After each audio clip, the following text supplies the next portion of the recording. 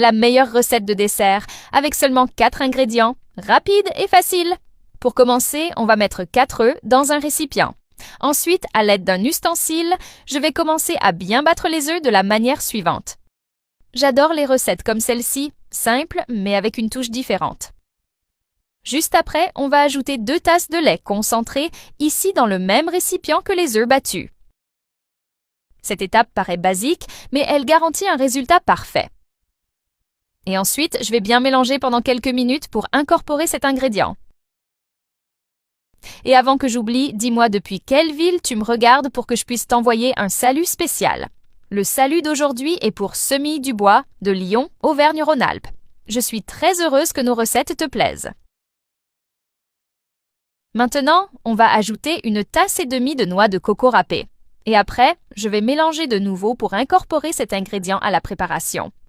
Ici, il ne faut pas se presser. J'aime mélanger avec soin, en observant chaque partie, parce que c'est à ce moment-là qu'on s'assure que tout soit bien uniforme. C'est ce genre d'attention qui fait toute la différence plus tard, lorsque le résultat est exactement comme je l'espère. Juste après, on va ajouter 2 tasses de lait de coco, ici dans le même récipient, et ensuite, je vais mélanger pendant quelques minutes jusqu'à obtenir une consistance lisse et homogène.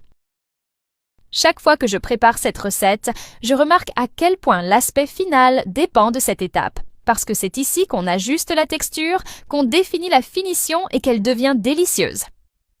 À ce stade, on va réserver cette préparation.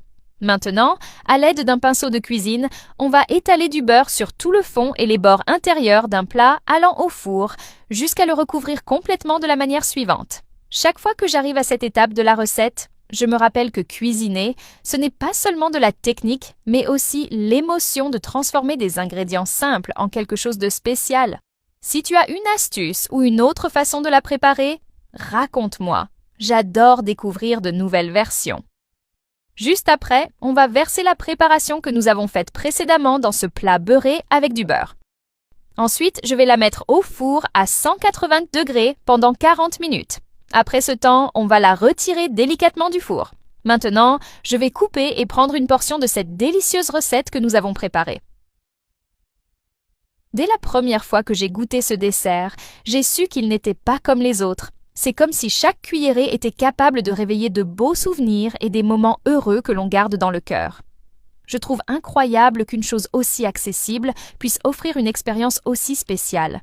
Il est sucré juste comme il faut, moelleux au point de fondre dans la bouche et apporte encore cette touche de noix de coco râpée qui fait toute la différence.